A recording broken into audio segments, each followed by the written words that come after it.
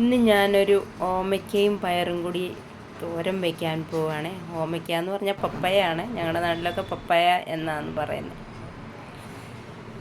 അത് നല്ലതായിട്ട് രണ്ടായിട്ട് കീറിയതിന് ശേഷം ഇതുമാതിരി ചെറുതായിട്ട് അരിഞ്ഞ് വയ്ക്കുക.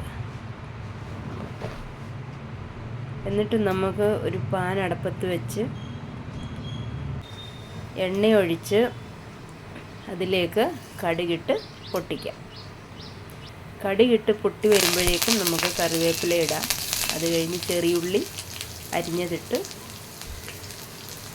വഴറ്റിയെടുക്കാമേ. ഒരു ബ്രൗൺ കളറൊക്കെ ആകുമ്പോൾ നമുക്കതിലേക്ക് പച്ചമുളകും കീറിയിടാം. അത് കഴിഞ്ഞ് അതിലേക്ക് അരിഞ്ഞു വെച്ചിരിക്കുന്ന പപ്പായ ഇടുക. അത് കഴിഞ്ഞ് അതിലേക്ക് മഞ്ഞൾ പൊടി ഉപ്പും ഇടുക.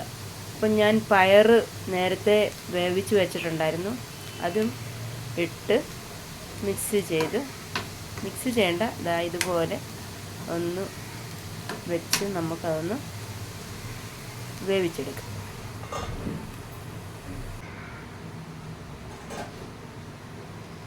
അപ്പോൾ നമ്മളുടെ പയറും പപ്പായയും കൂടി നന്നായിട്ട് യോജിപ്പിച്ചെടുക്കണേ.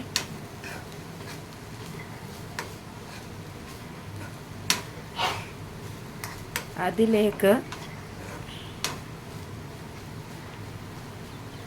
നമുക്ക് കുറച്ച് തേങ്ങ ഇടാം. ആവശ്യമുള്ള തേങ്ങ ഇടാമേ.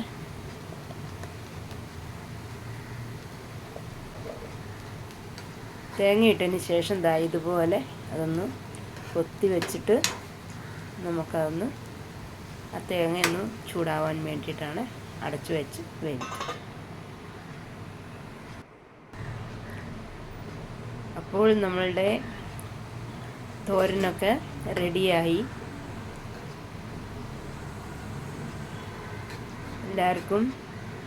എല്ലാവരും ഇതൊന്ന് ട്രൈ ചെയ്ത് നോക്കണേ.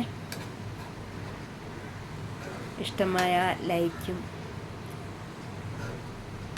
ഷെയറും ചെയ്യണേ. Thank you for watching.